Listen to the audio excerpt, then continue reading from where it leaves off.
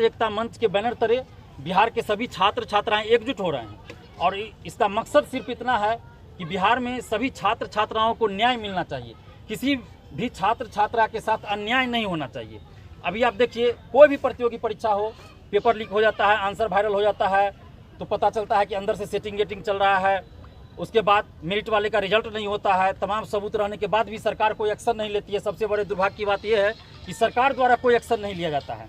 हम लोग बार बार सबूत भी पेश करते हैं, चाहे वो दरोगा बहाली में पेपर लीक का मामला हो, चाहे दरोगा बहाली में सेटिंग का मामला हो, या बीएसएससी का मामला हो, सिपाही भर्ती का मामला हो, या बीपीएससी 66 में पेपर लीक का मामला हो। तो हर मुद्दे पे हम लोगों ने सरकार से जवाब मांगा है, सरकार से जांच की मांग की है और शिक्षा माफियाओं पे कार्रवाई करने की मांग की है, लेकिन सरकार के द्वारा कोई कार्रवाई नहीं की जाती है और अपने लोगों को बचा लिया जाता है।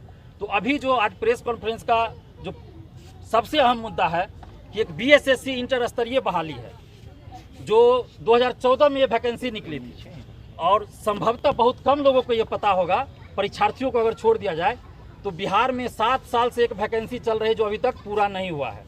तो हम आप लोगों के माध्यम से बताना चाह रहे हैं बिहार के समस्त जनता को, परीक्षार्थियों को, नेताओं को, पॉलिटिकल पार्टियों को, और सिर्फ बिहार के ही नहीं बल्कि संपूर्ण भारत के लोगों को बताना चाहते हैं, संपूर्ण भारत के मीडिया को बताना चाहते हैं कि आप लोग थोड़ा सा अंतरात्मा से भी पूछिए और थोड़ा इस पर विचार कीजिए कि क्या कभी ऐसा हुआ है पूरे विश्व में कि 7 साल में एक वैकेंसी क्लियर ना हो और वो भी 13,120 पदों के लिए ये बहाली होनी है।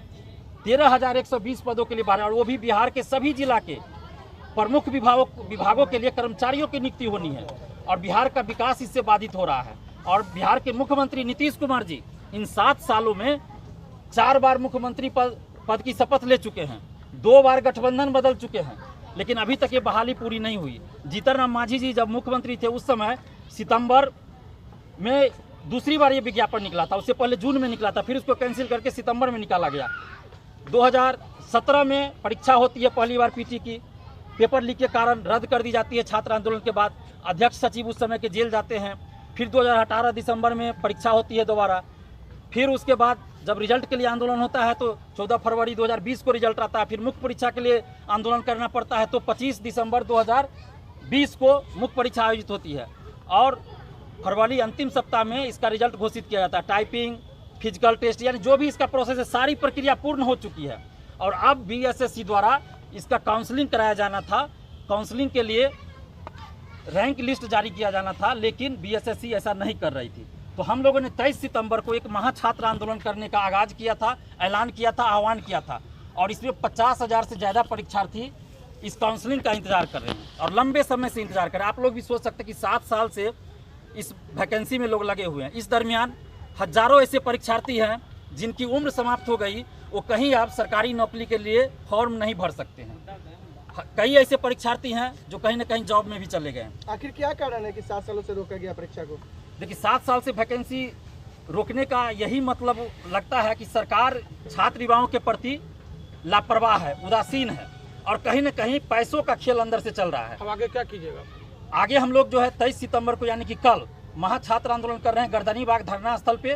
पहले ये जगह बीएसएससी ऑफिस था, लेकिन आंदोलन के डर से कहिए या जो भी कहिए, आंदोलन की बात को, मांग को बीएसएससी ने कुछ हद तक मान लिया कि नवंबर प्रथम सप्ताह में हम काउंसलिंग करवाएंगे।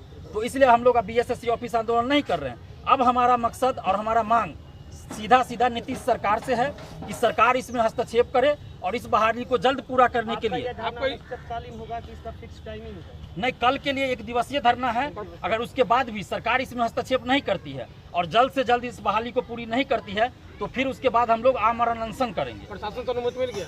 प्रशासन से हम लोगों ने बात किया है, धरना स्थल बनाया ही गया तो प्रशासन, चूंकि 72 घंटा पहले अनुमति लेना पड़ता है, ये आप सभी जानते हैं। मिला है कि नहीं? लेकिन हम लोग का पहले से बीएसएससी ऑफिस था आंदोलन करने का, लेकिन जब नोटिस जारी हो गया तो उसके बाद 72 घंटा नहीं बच पाता है समय, तो हम लोग धरना स्थल पे प्रदर्शन करेंगे। चूंकि शांतिपूर्वक प्रदर्शन है और हम लोग का मकसद सरकार तक अपनी आवाज को पहुंचाना है, तो धरना स्थल तो बनाया ही गया है अपनी आवाज को पहुंचाने, धरना देने के लिए। परमिशन आपने नहीं लिया है, अगर पुलिस लाठी बरसाती है तो आप लोग क्या करेंगे?